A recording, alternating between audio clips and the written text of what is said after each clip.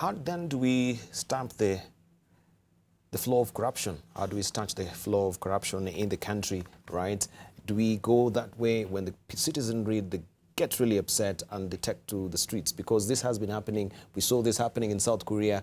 This has taken up also in Romania as well. So is the world also frustrated by the government? Because also in Nigeria, we had a protest on Monday regarding the economy of Nigeria as well. People are out in the streets, protesting as well.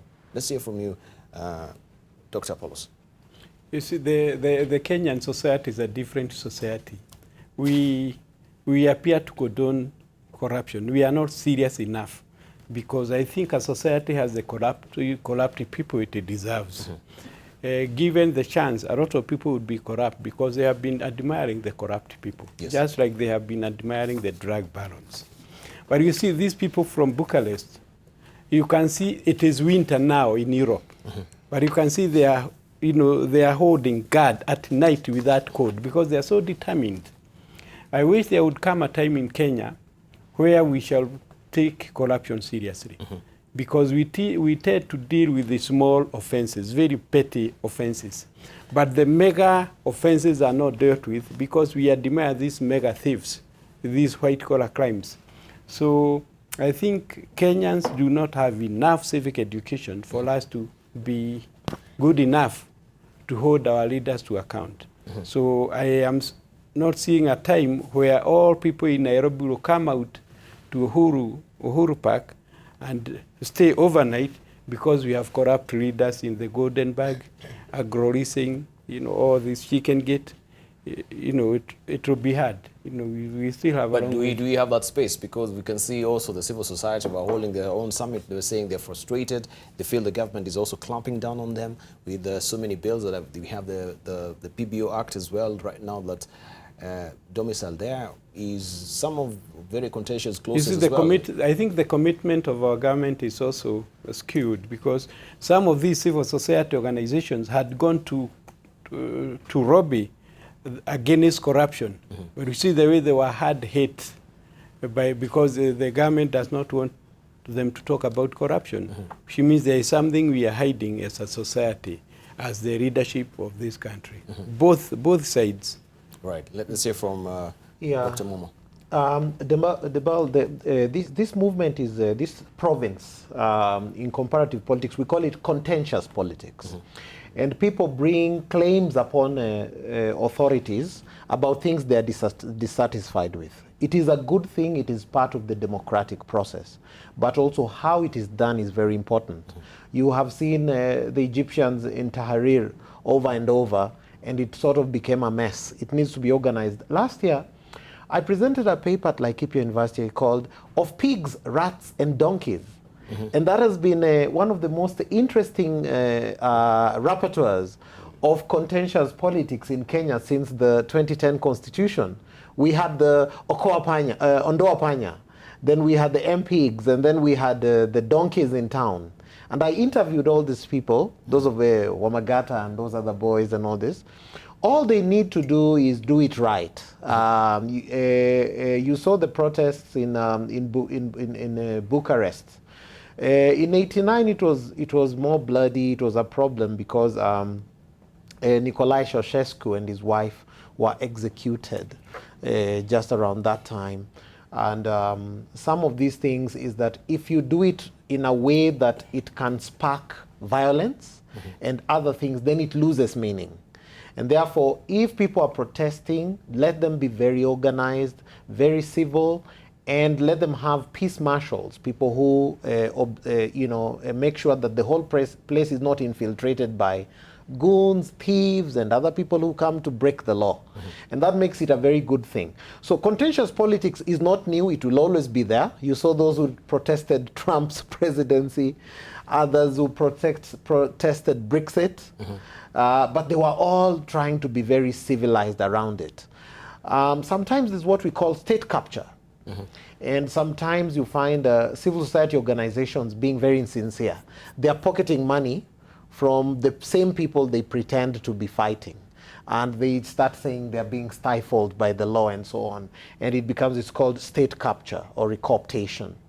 So these are important things, and we are building a democracy. If someone goes out there to protest, and these days people say anything, Thank you. but let them say the right things, Right, and thank let them do it right. Right, Prof, Yeah. you want to wind up on that, still on Romania and the corruption? The social good does not come out easily.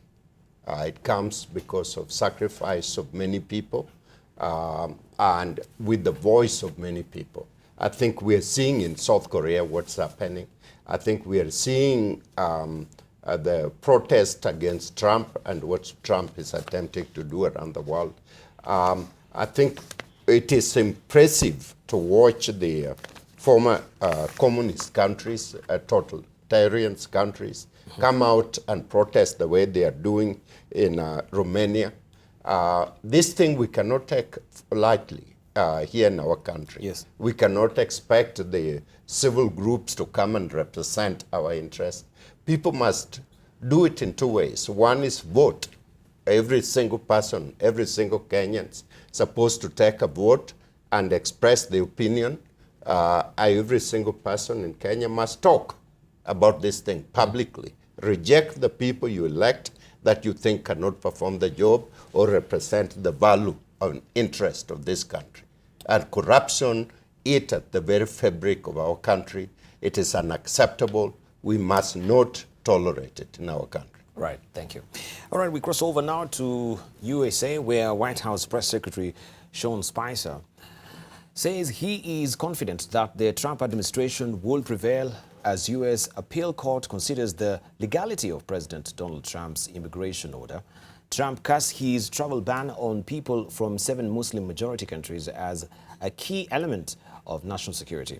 The 9th U.S. Circuit Court of Appeals in San Francisco is to hear arguments later in the day from Justice Department lawyers and opposing attorneys for the states of Washington and Minnesota about whether to restore the ban. Trump's January the 27th executive order barred entry for citizens from Iran, Iraq, Libya, Somalia, Sudan, Syria, and Yemen for 90 days and imposed a 120-day hold on all refugees. I know Professor Noah Midamba has been in the U.S. and, of course, this travel ban, first of all, let's just begin with it. We can see Obama is really enjoying himself. But looking at the track record of Obama's, squeaky clean, clean as a whistle, they've walked through, the 2 terms without any scandal. Here we have Melania Trump, allegations and, of course, lawsuits as well, so defamation.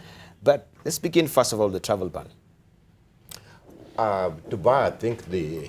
First, my story, my question is, are you in any way affected? Because I know you have a dual citizenship. Yes, I have a dual citizen, and if Trump's trying to challenge that, I will fight him in the Supreme Court. I have the right to vote in 2 countries, and I have the right to exercise my democratic right in both countries.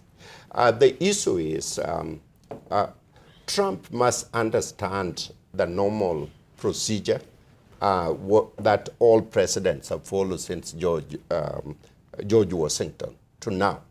And that is, if he wants to make such a serious policy, then he need to go through the congressional process. That issues need to be debated, and the Congress need to sign off on him on that issue before he declares 7 countries non-granted permission to travel to United States. Mm-hmm. This includes scholars who are traveling back and forth. This includes medical people that are very critical for the international community. This includes people who already have green card that have residents in both countries. You cannot all of a sudden come up one day and say you cannot come in. Mm-hmm. And therefore the court system is doing what their constitutional duty is to block him from carrying on with that policy. Mm-hmm. So what do you think about the executive orders so far that within his, not even the 100 days that he's been in office, he's effectively, trying to put them in place? He's trying to behave like an imperial president. Americans will never accept imperial president. America left imperial rule in Europe, and a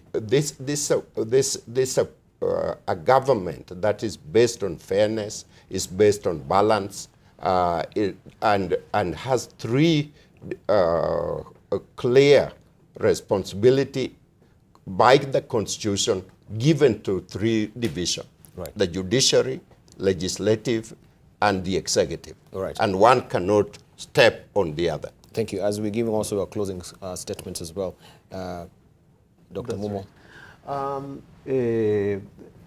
There's what Professor is alluding to in the context of the standard normal, which is the separation of powers and the doctrine of checks and balances. But at the same time, you have to look at ideology. Republican governments tend to be hawkish. They tend to be very much, hoarding things around state and state power and so on, and big government and so on. Trump is trying to project that kind of air, but of course, there's so far he can go with executive orders or decrees, vis-a-vis going through the normal legislation. So he's trying to exhaust much of what he can to do that, to ensure that he just doesn't end up as a one-term president in the end. So he's trying to deliver some of the things he promised his people. But there's one thing I'm realizing here, and it's a cross-cutting thing. The US is a melting pot also of a lot of problems. You see all these things we are agonizing about, drugs and so on. It is the greatest consumer of these drugs that come from Latin America. All these weapons, illicit weapons that end up in Latin America, most of them come from the US. And a lot of problems associated with it. So that's right, they're trying to look inwards and clean their house and so on. Trump is trying to do a bit of that, but there's just so far he can go. Because there's always, because this is what we call a consolidated democracy. And in a consolidated democracy, you have very functional institutions that cannot allow an imperial presidency like Prof is saying. So I think it will balance out, but let's see how far he takes his act. Thank you. Yeah. Right. Dr. Apollos. Trump is a fascist popularist.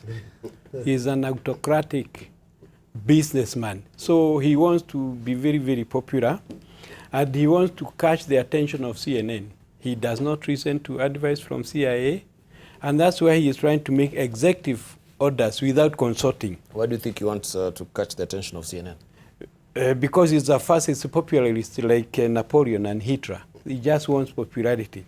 So if I were to advise the world, these seven countries who have been banned to go to the US, why are you going to the US? Why can't you just stay put in Middle East and forget about the US?